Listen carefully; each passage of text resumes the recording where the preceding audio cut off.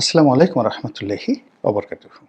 সম্মানিত দর্শক, 2025 সনের নভেম্বর মাসের 10 তারিখ বুধবার দুপুর সময় আমি এই ভিডিওটি রেকর্ড করছি। গতকাল পর্যন্ত যে খবর ছিল যে আজকের এই দিনটিতে নির্বাচনের অর্থাৎ সামনে যে সংসদ নির্বাচন সেই নির্বাচনের তফসিল ঘোষণা করা হতে পারে। মঙ্গলবার দিন প্রধান নির্বাচন কমিশনার দেশের প্রধান বিচারপতির সঙ্গে দেখা করেছেন।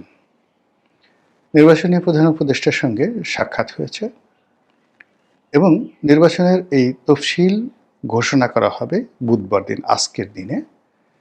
এজন্য টেলিভিশন, বাংলাদেশ টেলিভিশন, আমাদের জাতীয় গণমাধ্যম, এই টেলিভিশনের ক্যামেরাকে অগ্রিম বুকিং দেওয়া হয়েছে। এরকম খবর গতকাল জেনেছি। তো আজকের এই বুধবার এই দিনটি পর্যন্ত, এই সময়টি পর্যন্ত, যে সময়টাতে আমি ভিডিও করছি, দুপুর গড়িয়ে জোহরের আজান হয়েছে, তখন পর্যন্ত আসলে তফসিল ঘোষণা করা হয়নি। হয়তো বিকেলে হবে, হয়তো আগামীকাল হবে, কিংবা হবে না। কিন্তু তার আগে যে জিনিসগুলো ঘটছে তার কিছু নমুনা আপনাদেরকে বলে নেই। আপনারা জানেন যে ছাত্রদের মধ্য থেকে দুজন প্রতিনিধি উপদেষ্টা রূপে মন্ত্রীর পদমর্যাদায় এই সরকারে আছেন, যারা এই সামনে যে নির্বাচন সেই নির্বাচনে অংশগ্রহণ করার ব্যাপারে তারা আগ্রহী। তো এজন্য সেই তফসিল ঘোষণার আগেই এই ছাত্র উপদেষ্টাদের পদত্যাগের বিষয়টি গতকাল বেশ কয়েকটি গণমাধ্যম প্রচার করেছে। আমি আজকের দিন পর্যন্ত, এখন পর্যন্ত জানি না যে এই দুজন ছাত্র উপদেষ্টা, জনাব মাহফুজ এবং জনাব আসিফ মাহমুদ সজীব ভুঁইয়া, তারা পদত্যাগ করেছেন কিনা বা আদৌ করবেন কিনা। দ্বিতীয়ত, এই দুজন উপদেষ্টা তারা কি এনসিপিতে ইলেকশন করবেন, স্বতন্ত্র ইলেকশন করবেন, জামাত থেকে ইলেকশন করবেন, নাকি বিএনপি থেকে ইলেকশন করবেন, এটি আমরা এখন পর্যন্ত জানি না। আমরা যেটা শুনেছিলাম যে আসিফ মাহমুদ সজীব ভুঁইয়া ধানমন্ডি থেকে ইলেকশন করবেন, ধানমন্ডি 10, মূল ধানমন্ডি, যেটাকে আওয়ামী লীগের কলিজা বলা হয়, হার্ট বলা হয়। তো এই আসনটি বলা হচ্ছিল যে ছাড় দেওয়ার জন্য, বিএনপির পক্ষ থেকে ছাড় দেওয়ার জন্য এই আসনে বিএনপি কোনো প্রার্থী ঘোষণা করেনি। কিন্তু এখানে বিএনপি প্রার্থী ঘোষণা করেছে জনাব রবিউলকে। তো কাজে এখানে রবিউল সাহেবকে পরিবর্তন করে আসিফকে আবার নতুন প্রার্থী বিএনপি দেবে কি দেবে না, অথবা এখানে রবিউল সাহেবকে চ্যালেঞ্জ করে আসিফ তার জনপ্রিয়তার কারণে, তার যাকে বলা হয়, যেহেতু সরকারের সবচেয়ে গুরুত্বপূর্ণ মন্ত্রী গত 14 মাস ধরে ছিলেন, সবচেয়ে গুরুত্বপূর্ণ মন্ত্রণালয়, তো কাজেই তিনি বিজয়ী হওয়ার ব্যাপারে শতভাগ নিশ্চিত। হয়তো তিনি স্বতন্ত্র ইলেকশন করবেন, অথবা তাদের যে ছাত্রদের দল এনসিপি থেকে ইলেকশন করবেন, এটা হতে পারে, কিন্তু এটা নিয়ে এখনো পর্যন্ত কোনো নিশ্চিত কিছু হয়নি। অন্যদিকে জনাব মাহফুজ, যাকে মাস্টার মাইন্ড হিসেবে বলা হচ্ছিল, তো তিনিও কোন দল থেকে নির্বাচন করবেন বা আদৌ নির্বাচন করবেন কিনা বলা যাচ্ছে না। তবে তিনি তার কর্মকাণ্ড নিয়ে বেশ হতাশ, এবং বেশ কয়েকবার তিনি যে কোনো সময় তার মন্ত্রিত্ব চলে যেতে পারে, এরকম একটা আশঙ্কা তিনি করেছিলেন, এবং তার পদত্যাগের বিষয়টি সামনে আসছে। এর বাইরে আরও কয়েকজন উপদেষ্টার নির্বাচনে অংশগ্রহণ করা নিয়ে নানা রকম কথাবার্তা হচ্ছে, এবং তাদের অতীতে নির্বাচন করার বা তাদের আত্মীয় স্বজনের নির্বাচন করার ইতিহাস রয়েছে। আপনারা জানেন যে সৈয়দা রেজওয়ানা হাসানের বাবা, তিনি বিএনপির একজন নেতা ছিলেন, সাবেক সংসদ সদস্য এবং সম্ভবত মন্ত্রীও ছিলেন। তো কাজেই তিনি তার আসন থেকে, সুনামগঞ্জ থেকে ইলেকশন করতে পারেন। আরেকজন উপদেষ্টা আছেন জনাব আদিলুর রহমান শুভ্র, তিনিও একবার নির্বাচন করেছিলেন কোন দল থেকে বা স্বতন্ত্রভাবে, এমপি ইলেকশন করেছিলেন, তিনিও করতে পারেন। অন্যদিকে বশির উদ্দিন, আকিজ গ্রুপের অন্যতম কর্ণধার, তিনি তো নির্বাচন করে আসতে পারেন মানে যে কোনো পরিবেশ পরিস্থিতিতে তার নির্বাচনী এলাকা থেকে। এর কারণ হলো তার ভাই আফিল উদ্দিন আওয়ামী লীগের এমপি ছিলেন। এরপরে তার শ্বশুরের পরিবার, তারাও এমপি ছিলেন। তার শ্যালক বা সন্মন্দি তার শ্বশুর তারা সংসদ সদস্য ছিলেন আওয়ামী লীগের। না, তার না বোধহয়। তার যে বড় ভাই নাসির উদ্দিন, তো নাসির উদ্দিনের শ্বশুর আর শ্যালক বা সন্বন্ধী এই দুজনই সংসদ সদস্য ছিলেন। ফলে যশোরের বেশ কয়েকটি সিটে আকিজ গ্রুপের একটা বিরাট প্রভাব প্রতিপত্তি রয়েছে, জনপ্রিয়তা আছে এবং তাদের সেখানে কন্ট্রিবিউশন আছে। ফলে যে কোনো পরিবেশ পরিস্থিতিতে যশোর জেলার যে সংসদীয় আসনগুলো রয়েছে সেই সংসদীয় আসনে আকিজ পরিবারের সদস্যরা অন্ততপক্ষে দুটো আসনে তারা বিজয়ী হয়ে আসতে পারে, এরকম একটা পরিবেশ আছে। তো সেক্ষেত্রে বশিরউদ্দিন পদত্যাগ করে সেখানে নির্বাচনে যেতে পারেন, এটি নিয়ে কথা হতে পারে। রেজওয়ানা সেখানে যেতে পারেন, আদিলুর রহমান শুভ্র যেতে পারেন, এই কজনের নাম আপাতত শোনা যাচ্ছে। অন্যদিকে আরেকজন উপদেষ্টা আছেন খুব প্রভাবশালী এখন এই মুহূর্তে সরকারের সবচেয়ে গুরুত্বপূর্ণ, তিনি মূলত সন্দ্বীপের বাসিন্দা। প্রথম আলো রিক্রুটমেন্ট এবং তাকে ইতিমধ্যে মহানায়ক হিসেবে সরকারের ভিতরে এবং বাইরে প্রতিষ্ঠিত করা হয়েছে সততার এবং কর্মদক্ষতার বিমূর্ত প্রতীক হিসাবে। তো সেই যে ভদ্রলোক যিনি যোগাযোগ মন্ত্রণালয়ের তারপর বিদ্যুৎ মন্ত্রণালয়ের দায়িত্বে আছেন, তো সন্দীপ বাড়ি, এই ভদ্রলোকও নির্বাচন করতে পারেন তাকে দিলে, এবং তিনি অনেকটা জামাত মাইন্ডেড। জামাতের শাবদুল হান্নান যে সাবেক যে এনবিআর চেয়ারম্যান ছিলেন, বাংলাদেশ ব্যাংকের ডিপ্টি গভর্নর ছিলেন এবং জামাতের মুরব্বী ছিলেন। তো তার সম্ভবত ভাইরা ভাই বা নিকটাত্মীয় এই জনাব ফজল করিম খান, তিনিও নির্বাচন করতে পারেন। তাহলে সেক্ষেত্রে নির্বাচনের তফসিল ঘোষণা করার ক্ষেত্রে যদি এই মানুষগুলো নির্বাচনের মাঠে যান, তাহলে এই তত্ত্বাবধায়ক সরকার বা অন্তর্বর্তীকালীন সরকারের অনেকগুলো নতুন মুখ এখানে যুক্ত হবে নির্বাচনকালীন সময়। তো এত বড় একটা ঘটনা ঘটবে, কিন্তু সরকারের মধ্যে এটা নিয়ে কোনো, যাকে বলা হয় তাড়াহুড়ো, এটা নিয়ে কোনো কর্মকাণ্ড আমরা দেখছি না।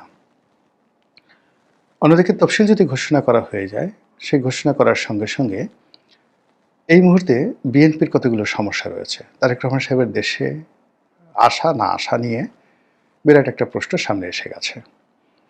এখন এতদিন যাবৎ বাজনা বাজানো হচ্ছিল তারেক রহমান সাহেব আসবেন, শিডিউল ঘোষণা করলে আসবেন। কিন্তু যেই মুহূর্তে তিনি বলেছেন যে তার দেশে ফেরা তার একক কোনো সিদ্ধান্ত নয়, এর ফলে তার আশাটা অনিশ্চিত হয়ে পড়েছে। যদি তিনি এখন আসেন, বলবেন তিনি মিথ্যা কথা বলেছেন, কি অসুবিধা, আগে অসুবিধা ছিল এখন অসুবিধা, হঠাৎ করে চলে গেল কেন? আর যদি না আসেন, তাহলে সবাই বলবেন যে নেতা যেখানে দেশের বাইরে, তিনি তার জীবনের ব্যাপারে, কোনো ব্যাপারে, নিরাপত্তার ব্যাপারে তিনি ঝুঁকে নিতে পারছেন না। তো সেখানে তার কর্মীরা কি করে নির্বাচনী এলাকায় গিয়ে নিরাপদে ইলেকশন করবে? আপনারা জানেন যে 2018 সনে একটা ভীষণ রকম অবস্থা তৈরি হয়েছিল, এবং আমি যেহেতু সেই নির্বাচনে প্রার্থী ছিলাম, এখনও সেই কথা স্মরণ হলে শ্বাসরুদ্ধ হয়ে আসে। আশ্রয় নেওয়ার মতো কোনো রাষ্ট্রীয় প্রতিষ্ঠান ছিল না, দলের কোনো কাণ্ডারি ছিল না, না তারেক রহমান সাহেব, না মির্জা ফখরুল সাহেব, না ডক্টর কামাল হোসেন। কেন যে ওই সময়টিতে প্রার্থীরা গিয়েছিলেন এবং যে অপমান তারা হয়েছিলেন, প্রতিটা প্রার্থী সারা বাংলাদেশের টেকনাফ থেকে তেঁতুলিয়া পর্যন্ত বেইজ্জতি হননি, লাঞ্ছিত হননি, এরকম কোনো বিএনপির প্রার্থী ছিল না।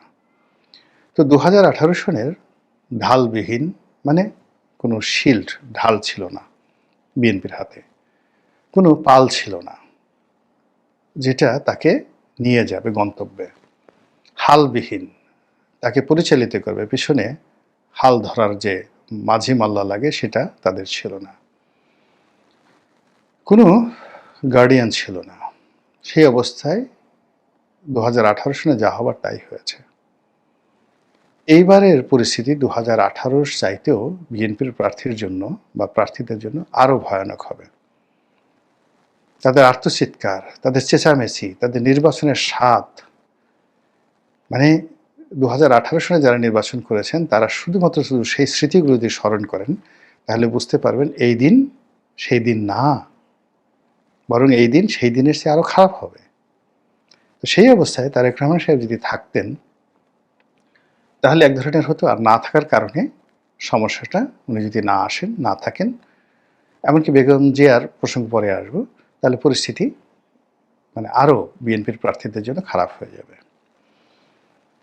জামাতের প্রার্থীদের জন্য পরিস্থিতি আরও খারাপ। এ কারণ হলো বিএনপির যে বিক্ষুব্ধ নেতাকর্মী যারা আছেন, তাদের সকল রাগ ক্রোধ গিয়ে পড়বে জামাতের প্রার্থীর উপর, জামাতের ভোটারদের উপর, জামাতের কর্মীদের উপর। তো এটা তারা যতই কৌশল করুক না কেন, এখন আপনি যখন একটা কমান্ডের মধ্যে থাকবেন, নিয়ন্ত্রণের মধ্যে থাকবেন, তখন সেখানে কৌশলগুলো কাজ করে। আর যখন আপনার কোনো কমান্ড থাকবে না, বিশৃঙ্খল অবস্থা থাকবে, তখন ওখানে পরিস্থিতি নিয়ন্ত্রণ করতে পারে তারা যাদের হাতে আপনার মিলিটেন্সি থাকে, সন্ত্রাস থাকে, অস্ত্র থাকে, গোলা বারুদ থাকে, মাসেল পাওয়ার মানে পেশির শক্তি থাকে। তো সেই দিক থেকে সারা বাংলাদেশের প্রত্যন্ত অঞ্চলে আপনি বিএনপিকে যদি ঠকানোর চেষ্টা করেন প্রশাসনিকভাবে, তো এই বিশৃঙ্খল অবস্থার সুযোগ নেবে বিএনপি নেতাকর্মীরা, আর পিছন থেকে পাম দেবে আওয়ামী লীগের লোকজনরা। এরকম একটা পরিস্থিতি তৈরি হয়ে আছে। তো সেই পরিস্থিতির মধ্যে মানে নির্বাচন অবস্থা দৃষ্টি মনে হচ্ছে যে ফেব্রুয়ারি মাসে হয়েই যাবে। এটাকে আমার কাছে অনেকটা ছক্কা পক্কা খেলার মতো মনে হচ্ছে। যারা লুডো খেলেন তারা দেখেন যে একেবারে উপরে উঠে যায়, আবার সাপ যখন গিলে ফেলে নিচে চলে আসতে হয়, লেজের কাছে চলে আসতে হয়। তো এইরকম রাজনীতি নিয়ে, নির্বাচন নিয়ে রীতিমতো ছক্কা পক্কা চলছে। একটার সঙ্গে আর একটা মেলানো যাচ্ছে না। কন্ট্রাডিকশন অ্যান্ড কনফ্লিক্ট অনিবার্য হয়ে পড়েছে। তো সেই দিক থেকে আপনি যদি ধরেন যে সরকার খুব দৃঢ় প্রতিজ্ঞ নির্বাচন করানোর ব্যাপারে, আপনি ব্রিগেডিয়ার সাখাওয়াতের বক্তব্য, সরকার অত্যন্ত প্রভাবশালী উপদেষ্টা, তিনি বলেছেন যে ফেব্রুয়ারি মাসের মধ্যে নির্বাচন করতে হবে, এরকম কোনো বাধ্যবাধকতা নেই। এর কারণ হলো নির্দিষ্ট সময় নির্বাচন করতে হবে, এরকম কোনো টাইম লিমিট নিয়ে আমরা ক্ষমতায় আসিনি বা আমাদেরকে ক্ষমতায় বসানো হয়নি। দেয়ার ওয়াজ নো প্রি কন্ডিশন। বোঝার চেষ্টা করুন কথা। আবার ডক্টর মোহাম্মদ ইউনূস যখন আমেরিকাতে ছিলেন, তখন তিনি আল জাজিরার সাবেক সাংবাদিক মেহেদী হাসানের সঙ্গে একটি বক্তব্য দিয়েছিলেন, মানে সাক্ষাৎকার দিয়েছিলেন। সেখানে তিনি অসাধারণ একটি কথা বলেছেন, খুব সংক্ষেপে। মেহেদী হাসান তাকে জিজ্ঞাসা করেছিলেন যে আপনার সময়কাল তো ফেব্রুয়ারি মাসে শেষ হয়ে যাচ্ছে। তখন তিনি বলেছেন, নো, ফেব্রুয়ারি মাসে নয়, পরবর্তী সরকার না আসা পর্যন্ত, পরবর্তী সরকার যেদিন আসবেন সেদিন পর্যন্ত আমি দায়িত্ব পালন করব।